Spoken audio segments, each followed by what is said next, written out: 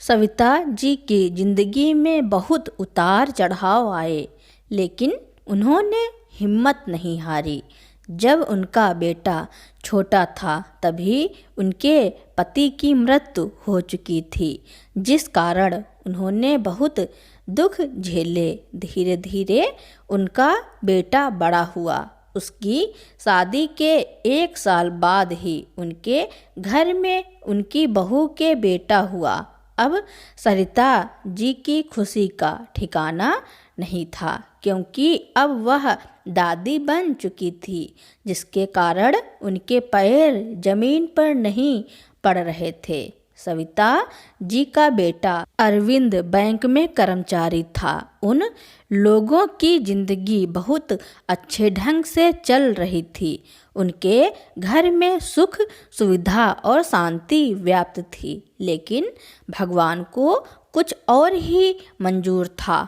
एक दिन सविता जी का बेटा और उनकी बहू करुणा काम के सिलसिले में नैनीताल गए हुए थे। जब वह वहां से लौटकर आ रहे थे तो उनकी कार डिसबैलेंस होकर खाई में जा गिरी, जिससे उनकी मौत हो गई। तब सविता जी का पोता 2 ही साल का था, इसलिए उनके बेटा और बहू ने उन्हें अपने साथ ले जाना जरूरी नहीं समझा था। जब यह खबर उनको पता चली तो वह बेहोश होकर गिर गई, लेकिन उन्होंने अपने पोते के खातिर हिम्मत बांधी और जिंदगी जीनी शुरू कर दी। आज उनका पोता बड़ा हो गया है, एक मल्टीनेशनल कंपनी में जॉब करता है। कुछ समय बाद उनके घर में बहुत अच्छे अच्छे रिश्ते आने लगे, जिससे सविता जी ने अपने पोते की शादी एक अक्षरा नाम की लड़की से कर दी। वह पढ़ी लिखी सुंदर संस्कारी लड़की थी। जब वह घर में बहू बनकर आई तो सविता जी की खुशी का कोई ठिकाना नहीं था।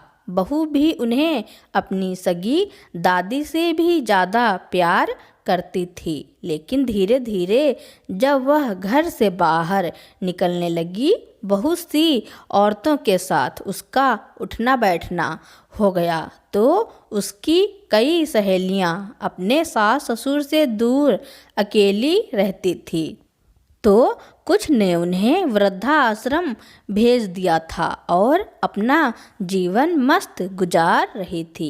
यह देखकर अक्षरा के मन में यह ख्याल आया कि क्यों ना मैं भी अपनी दादी सास को किसी वृद्धाश्रम में भेजकर अपनी जिंदगी खुशी से बिना टेंशन के गुजार सकूं। इसी कारण वह आए दिन अपनी दादी सास से झगड़ा किया करती थी, ताना मारा करती थी। वह जो भी काम करती वह उसे समझ में नहीं आता था। एक दिन की बात थी। सुबह सविता जी कुछ ज़्यादा ही जल्दी उठ गई थी। रसोई घर से लगातार खटपट की आवाज़ आ रही थी। यह आवाज़ उनका पोता और पोता बहू के कमरे में भी जा रही थी। तभी उनके पोते सागर की नींद खुली और अपनी पत्नी अक्षरा से बोला, अरे इतनी सुबह सुबह दादी रसोई घर में क्या कर रही हैं, देखो तो।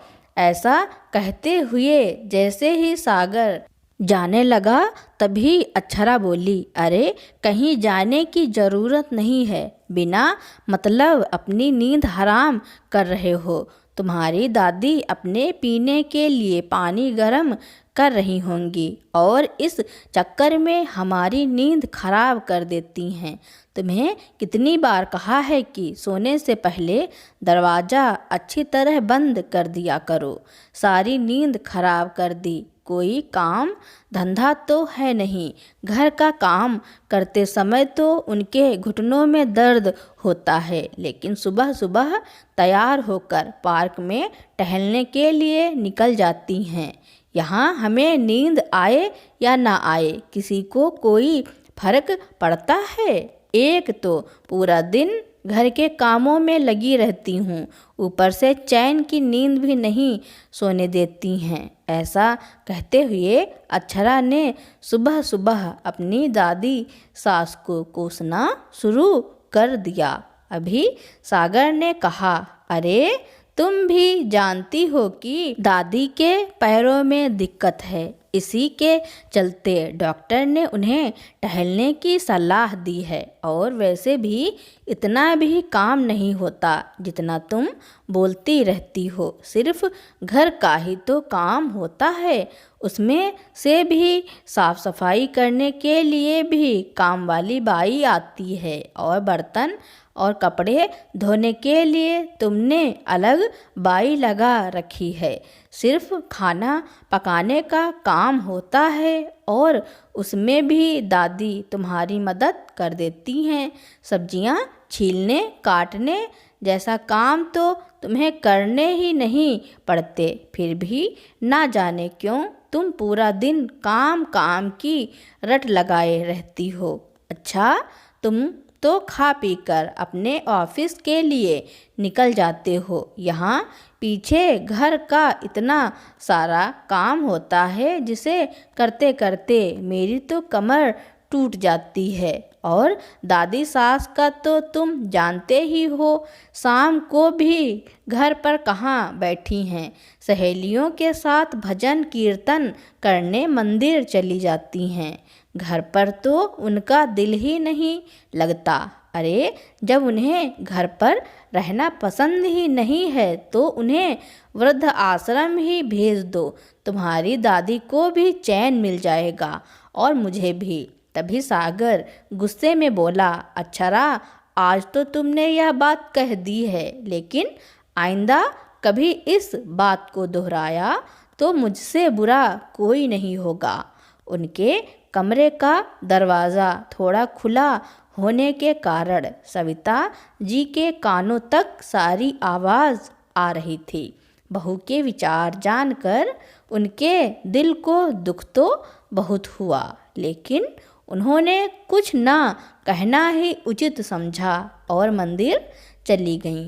नाश्ते के बाद सविता जी दोपहर के समय सब्जी लेकर काटने बैठ गईं। उसी समय अक्षरा अपने कमरे से तैयार होकर बाहर निकली और बोली, दादी जी, मैं जाकर अपनी सहेली मोना के साथ मार्केट जा रही हूँ, आने में कुछ देर हो जाएगी। तभी सविता जी अपनी बहू से बोली, बहू, मेरा चश्मा टूट गया है, अब सागर से क्या कहूँ, वह तो सुबह जाता है और शाम को घर लौटता है, तो बाजार जा रही हो तो मेरा चश्मा तुम ही बनवा लाना। दादी, इस महीने खर्च बहुत ज़्यादा हो गया है और मुझे भी अपनी सहेली की शादी के लिए शॉपिंग करनी है, इसलिए अभी टूटे चश्मे से ही काम चलाइए। और वैसे भी आपको कौन सा ऑफिस का काम करना होता है जो चश्मे के बिना आप नहीं कर पाएंगी। अगले महीने में आपका चश्मा बनवा लूँगी। तो सविता जी बोली, ठीक है। सविता जी बहुत मुश्किल से दिन गुजार रही थी। एक दिन उनका परपोता उनके कमरे में बैठकर खेल रहा था। उसने पानी मांगा तो सविता जी किचन में पानी लेने चली गईं, लेकिन बिना चश्मे के कुछ साफ दिखाई नहीं दे रहा था। अचानक उनका हाथ कांच के शरबत सेट से टकराया और नीचे सेट गिर गया और टूट गया। अक्षरा ने कुछ टूटने की आवाज़ सुनी तो गुस्से से दमदमाती हुई बाहर निकली। फर्श पर देखा तो कांच का गिलास टूटा हुआ पड़ा था। देखते ही अक्षरा बोली, भगवान ने दो दो आंखें दी है तो देखकर काम नहीं कर सकती। आप मेरा इतना महंगा शरबत सेट तोड़ दिया। मालूम भी है यह मैं मुंबई से लाई थी। बिना मतलब इतना नुकसान कर दिया। अक्षरा की आवाज़ सुनते ही सागर बाहर आया। क्या हुआ अक्षरा, इतना चिल्ला क्यों रही हो? देखो ना, तुम्हारी दादी ने मेरा इतना महंगा शरबत सेट तोड़ दिया, जानते हो? तभी सागर ने कहा, अरे गलती से टूट गया होगा, इसमें इतना चिल्लाने वाली क्या बात है? बिना बात के बतंगड़ बनाना तो कोई तुमसे सीखे। तभी सागर ने अपनी दादी की ओर देखा तो बोला, अरे दादी, आप चश्मा क्यों नहीं पहनती? इस कारण ही शायद आपको कुछ नज़र नहीं आया होगा। बेटा, वह मेरा चश्मा। अभी सविता जी बोल ही रही थी कि अक्षरा बोली, भगवान जाने कौन सी दुनिया में घूमती रहती हैं तुम्हारी दादी, बिना मतलब मेरा नुकसान कर दिया। बड़बड़ाते हुए अक्षरा अपने कमरे में चली गई। इधर सविता जी को समझ नहीं आ रहा था कि आखिर उन्होंने ऐसा भी क्या कर दिया था जो उनकी बहू इतना बरस पड़ी। दरअसल अक्षरा पर अपनी सहेलियों का काफ़ी प्रभाव पड़ा था। इसकी अधिकांश सहेलियां सास ससुर से अलग होकर अपनी अलग गृहस्थी बसा चुकी थी या फिर उन्हें वृद्धाश्रम भेजकर उनकी जिम्मेदारियों से मुक्त होकर स्वतंत्र जीवन बिता रही थी। उनकी देखा देखी ही अक्षरा पर भी अपनी दादी सास को वृद्धा आश्रम भेजने का भूत सवार हो चुका था। अक्सर अक्षरा फ़ोन पर ही बातें किया करती थी, कभी अपनी सहेलियों के साथ अपनी दादी सास की बुराई करती तो कभी माँ के साथ घर का सारा हालचाल बांटती। एक दिन जब अक्षरा अपने घर की सारी बातें अपनी माँ को बता रही थी तो उसकी कुछ बातें सविता जी के कानों में पड़ीं। थोड़ी देर बाद वह अपनी बहू के पास आईं और बोली, बहू, अपनी ससुराल की सारी बातें मायके में बताना अच्छी बात नहीं होती। इतना सुनने की देर थी कि अक्षरा एकदम भड़क गई और चिल्लाते हुए बोली, दादी जी, आपको इतनी भी तमीज़ नहीं है कि छिपकर किसी की बातें नहीं सुना करते। अपनी बहू की जासूसी करते हुए आपको बिल्कुल शर्म नहीं आई? अक्षरा के इस तरह के व्यवहार से सविता जी एकदम हैरान रह गईं, लेकिन कहती भी तो किससे? पोता बहू तो समझने को तैयार नहीं थी और पोते को वह परेशान नहीं करना चाहती थी, इसलिए चुपचाप अपमान का घूंट पीकर सहन कर गईं। लेकिन अक्षरा चुप रहने वाली नहीं थी। रात को खाना खाने के बाद जैसे ही सागर कमरे में आया, उसने फिर से वही जिद पकड़ ली, तुम्हारी दादी माँ के रहते हुए तो मेरा जीवन ही हराम हो चुका है। प्राइवेसी नाम की तो कोई चीज़ है ही नहीं, किसी से फ़ोन पर बात तक नहीं कर सकती। मैं छोटी छोटी सी बातों पर लेक्चर सुनाने लगती हैं। तुमसे कितनी बार कहा है दादी को वृद्धाश्रम भेज दो, लेकिन तुम हो कि सुनते ही नहीं। अरे वृद्धा आश्रम इन जैसे बूढ़े लोगों के लिए ही तो बना हुआ है, और फिर तुम्हारी दादी को भी अपनी उम्र के लोग मिल जाएंगे तो उनका दिल भी लगा रहेगा। तभी सागर बोला, अक्षरा, बड़े बुजुर्ग अगर कुछ समझाते हैं तो हमारे भले के लिए ही समझाते हैं, लेकिन यह सब बातें तुम्हारे दिमाग से बाहर हैं। और मेरी एक बात कान खोल कर सुन लो कि मैं अपनी दादी माँ को कभी वृद्धाश्रम नहीं भेजूंगा। तुम नहीं जानती कि मेरी दादी माँ ने मेरे लिए कितने त्याग किए हैं, और आज जब उन्हें मेरी ज़रूरत है तो मैं उनका ख्याल भी ना रख सकूं तो लानत है मेरे पोते होने पर। तभी अक्षरा बोली, बस तुम्हें तो अपनी दादी के अलावा इस दुनिया में कोई दिखाई ही नहीं देता, फिर सागर ने कहा, अक्षरा, तुम नहीं जानती कितनी मुश्किलों से मेरी दादी ने मुझे पाल पोस कर बड़ा किया है। खुद भूखे रहकर मेरी दादी ने मुझे भर पेट खिलाया है। मैं केवल 2 साल का था जब मेरे मम्मी पापा मुझे छोड़कर इस दुनिया से चले गए थे, जिसके बाद दादी मुझे अकेला छोड़कर कहीं नौकरी भी नहीं कर सकती थी। इसलिए उन्होंने घर से ही सिलाई का काम शुरू किया और जो थोड़ा बहुत समय बचता था उस समय मुझे पढ़ने के साथ साथ स्कूल के छोटे छोटे बच्चों को भी पढ़ा देती थी। दिन रात मेहनत करते हुए दादी ने मुझे इस मुकाम तक पहुंचाया कि मैं आज इज्जत भरी जिंदगी जी रहा हूँ।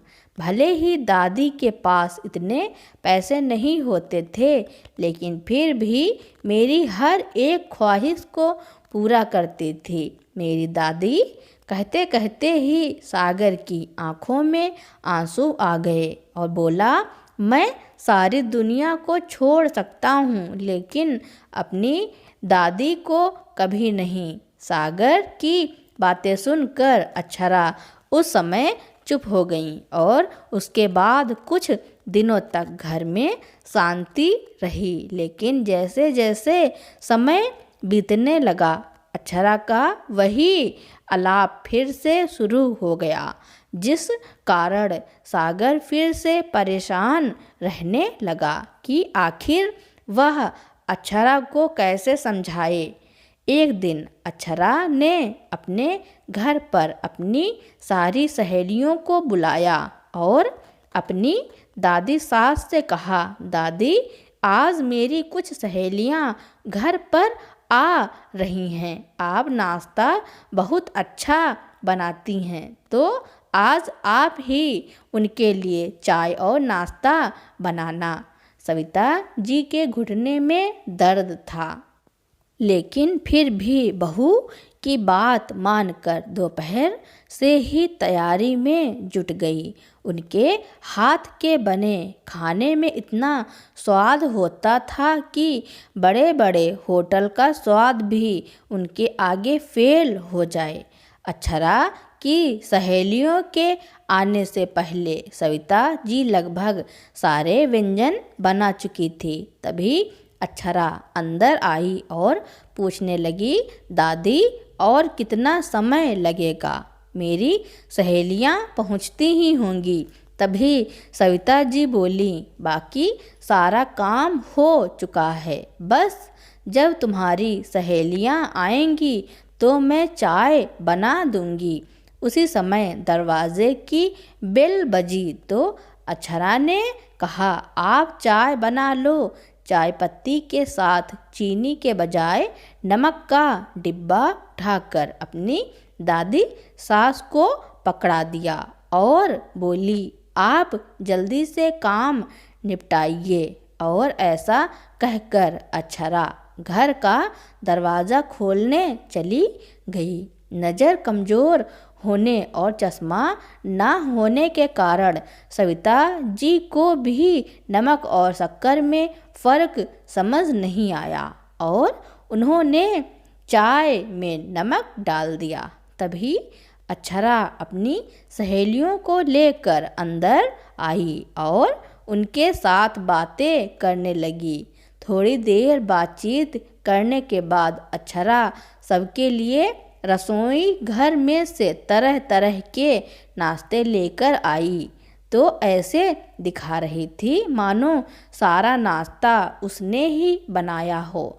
सब लोग बड़े मज़े से नाश्ता करने लगे और हंसी मजाक और बातचीत का सिलसिला चल पड़ा।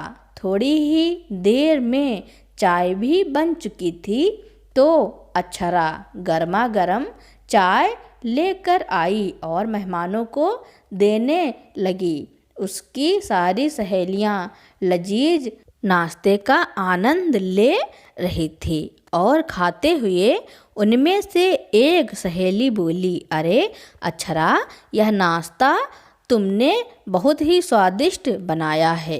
तभी दूसरी सहेली बोली, हाँ यार, इतनी स्वादिष्ट पकोड़े तो मैं आज पहली बार खाई हूँ।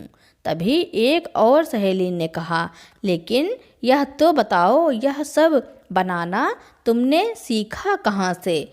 इससे पहले कि सविता जी कुछ कहती, तभी अक्षरा बोली, अरे यार, यूट्यूब पर देखकर मैं सब कुछ सीख गई हूँ। तुम बस नाश्ते का मज़ा लो, और नाश्ता ही क्यों, तुम अपनी सहेली के हाथ की बनी चाय का भी मज़ा लो और बताओ कैसी बनी है। लेकिन जैसे ही उसकी सहेलियों ने चाय पीनी शुरू की तो सबके मुंह का स्वाद बिगड़ गया। कुछ सहेलियां वाश बेसिन में कुल्ला करने लगीं और वहीं बाकी सहेलियां जिन्होंने अभी तक चाय पीनी शुरू नहीं की थी, उन्होंने चाय वापस रख दी। उनका यह रवैया देखकर अक्षरा हैरान रह गई। उसने तुरंत चाय उठाकर थोड़ी सी पीकर देखी तो जोर से चिल्ला पड़ी, यह आपने क्या किया? क्या आपको इतना भी नहीं पता कि चाय में नमक नहीं शक्कर डाली जाती है? कम से कम देख तो लिया कीजिए, आपको तो बिल्कुल भी अक्ल नहीं है। तभी अक्षरा की सारी सहेलियां कहने लगी, यह क्या अक्षरा, तुमने तो कहा था कि नाश्ता और चाय तुमने बनाई है, फिर नमक भी तुमने ही डाला होगा। तभी सविता जी विनम्र भाव से बहू की सहेलियों को बोली, गलती तो मुझसे हुई है, चाय मैंने ही बनाई थी और ढंग से नज़र न आने के कारण नमक भी मुझसे ही गलती से डल गया, मुझे माफ़ करना। तभी अक्षरा की एक सहेली जो बहुत अच्छे स्वभाव की थी उठकर सविता जी के पास आई और उन्हें गले से लगाते हुए बोली, नहीं आंटी जी, आप हमसे बड़ी हैं तो प्लीज़ माफ़ी मत मांगें, छोटी मोटी गलतियां तो हो ही जाती हैं। उसके बाद अक्षरा ने उन्हें कुछ न कहना ही उचित समझा। जब उसकी सारी सहेलियां अपने घर चली गईं तो अक्षरा ने तो जैसे घर में तूफान ही खड़ा कर दिया और सविता जी से बोली, मुझे एक बात समझ में नहीं आती कि आप मुझे चैन से जीने क्यों नहीं देती? आखिर आप चाहती क्या हैं? अपनी सहेलियों के लिए मैं थोड़ा सा काम करने को क्या कह दिया? आपने तो पूरे नमक का डिब्बा ही चाय में डाल दिया। अगर कुछ नहीं बनाना था तो बोल दिया होता, लेकिन इस तरह मेरी बेइज्जती करवाने की क्या ज़रूरत थी? तभी सविता जी बोली, बहू, मैं तो अपनी तरफ से सब कुछ अच्छा ही बनाया था और जब चाय बनाने लगी तो नमक का डिब्बा तो तुमने ही मेरे हाथ में दिया था। यह कहकर कि मेरी सहेलियां आ गई हैं तो जल्दी से चाय बना दो। अब यदि मुझे वह नमक चाय में डल गया तो इसमें मेरा क्या कसूर था? अभी यह सब बातें चल ही रही थी कि सागर भी घर पहुंच गया और अक्षरा को गुस्से में देखकर उसने कारण जानना चाहा तो अक्षरा ने चिल्ला चिल्ला कर उसे सारी बात बताई। तो सागर बोला, अक्षरा, थोड़ा ध्यान तो तुम्हें भी करना चाहिए था ना, दादी माँ की अब उम्र हो चली है तो कम से कम काम में उनका हाथ बटा देती। और दादी, आप अपना चश्मा क्यों नहीं लगाती? जब भी आप चश्मा नहीं लगाती तो कुछ ना कुछ उल्टा ही हो जाता है। मुझे बताइए, आपने अपना चश्मा कहाँ रखा है?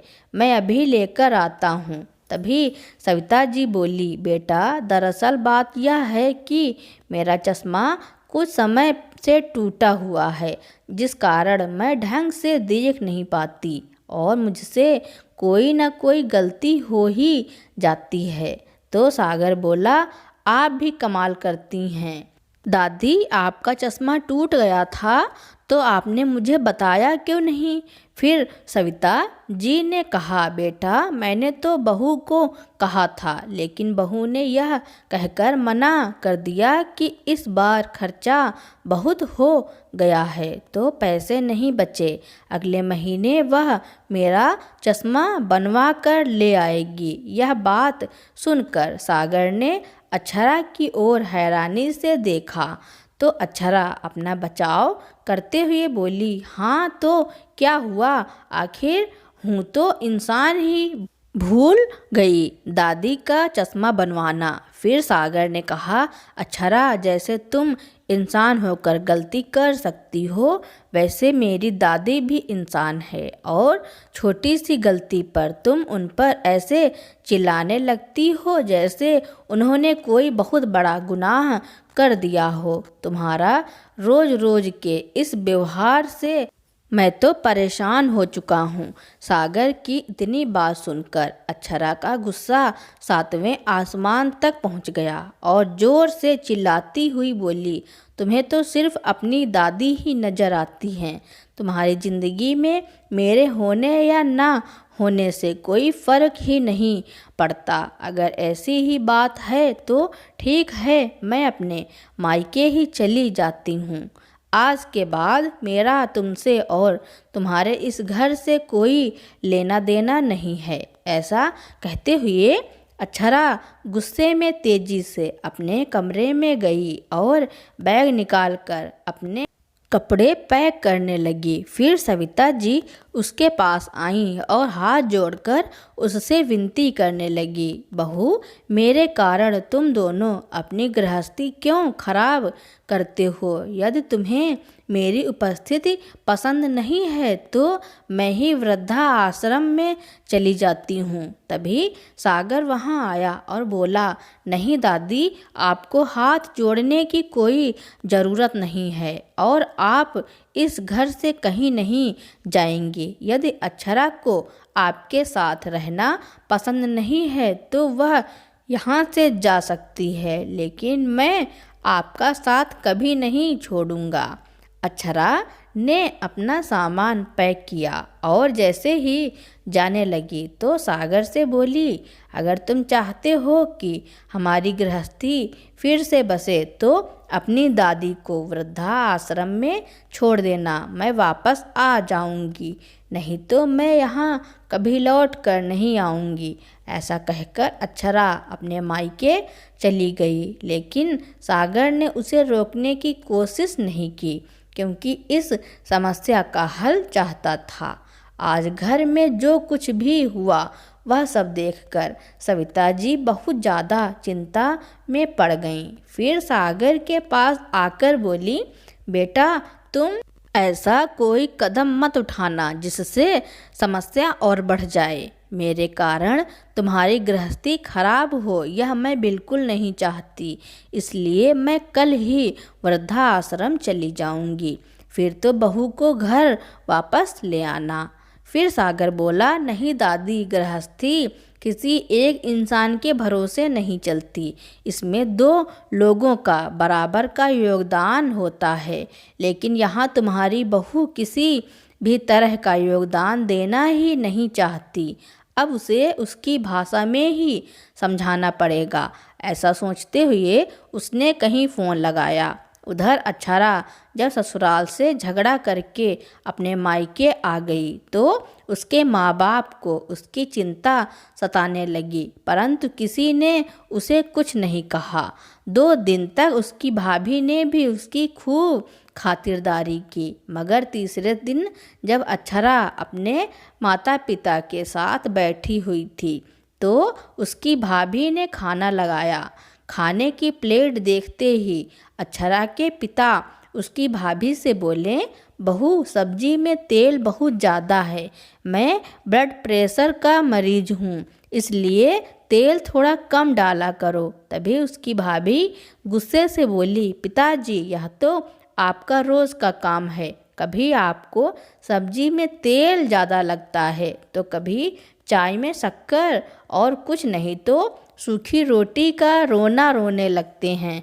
मैं तो परेशान हो गई हूँ इस रोज रोज की चिक चिक से। सारा दिन काम में लगी रहो, ऊपर से आप लोगों की यह टोका टाकी। और फिर अक्षरा की ओर देखते हुए बोली, आए दिन घर में कोई ना कोई मेहमान आ जाता है, वह अलग।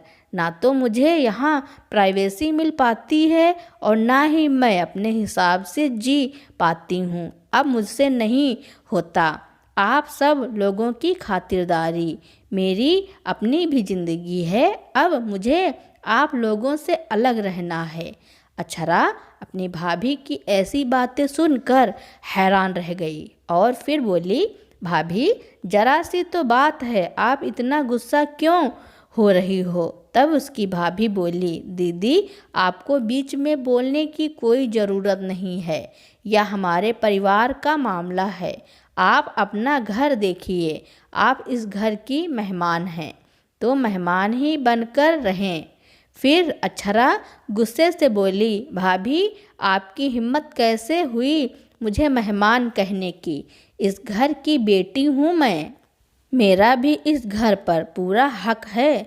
दीदी आपका घर तो वह है जिसे आप छोड़कर यहाँ आकर बैठ गई हैं। अपनी भाभी को ऐसे बोलते देख अक्षरा तो उसे देखते ही रह गई। उसे अपनी भाभी का यह व्यवहार बहुत बुरा लगा। फिर थोड़ा संयम रखकर अक्षरा बोली, भाभी लेकिन पापा ने ऐसा भी क्या कह दिया था जो आप इतना भड़क गईं और अब अलग रहने की बात कर रही हैं? मुझे तो हैरानी हो रही है। आप तो कभी ऐसी नहीं थी, आप तो हमेशा हंसते हुए सारे घर का काम करती थी और माँ बाबूजी दोनों की खूब इज्जत करती थी।